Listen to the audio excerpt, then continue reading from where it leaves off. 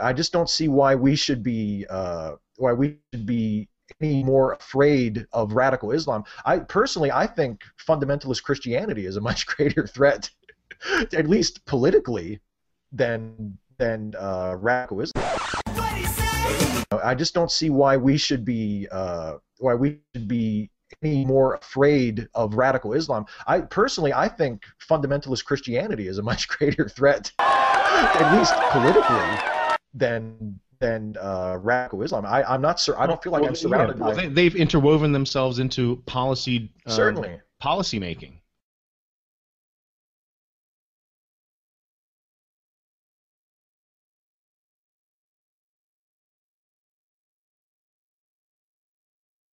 In a way that, you know, Muslims haven't. But I mean, Muslims have kind of worked their way into killing humans in a terrorist attempt way. Yeah, and there are. You're right. There are groups of Muslims who do have global aims, and again, I don't think we should ignore that at all. I think that should be treated very seriously. And if there needs to be some sort of a police response or military response to those threats, I mean that's fine. I don't think we should not deal with it just because they're Muslims. And I'm apparently so politically correct.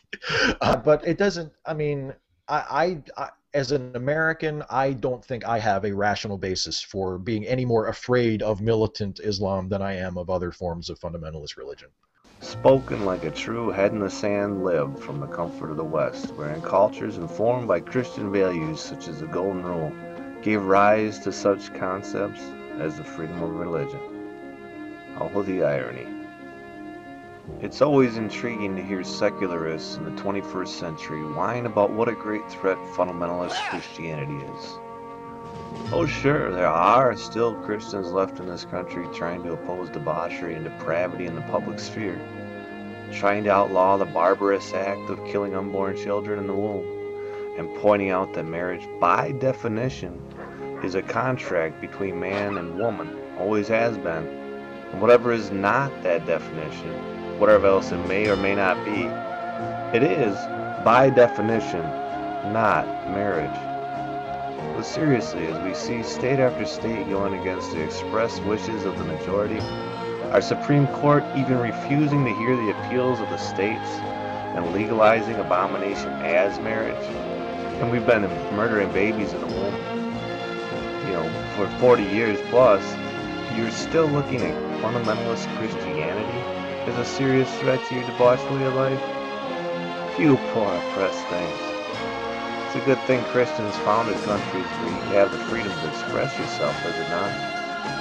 As for your point that fundy Christians are a political threat, perhaps this is just your ignorance toward Islam, but have you ever heard of Sharia? What about Kitman and Takia? You do realize what happens when Muslims gain the upper hand in a country, do you not? Oh, won't your descendants cry for the good old days of Christianity then? Of course, they have to whimper silently about it, or off with the head. When I hear statements like this espoused, I see Scripture verified. Truly, it is the fool who has said in their heart, there is no God. I just don't see why we should be any more afraid of radical Islam. I think fundamentalist Christianity is a much greater threat. Ha ha ha ha ha ha.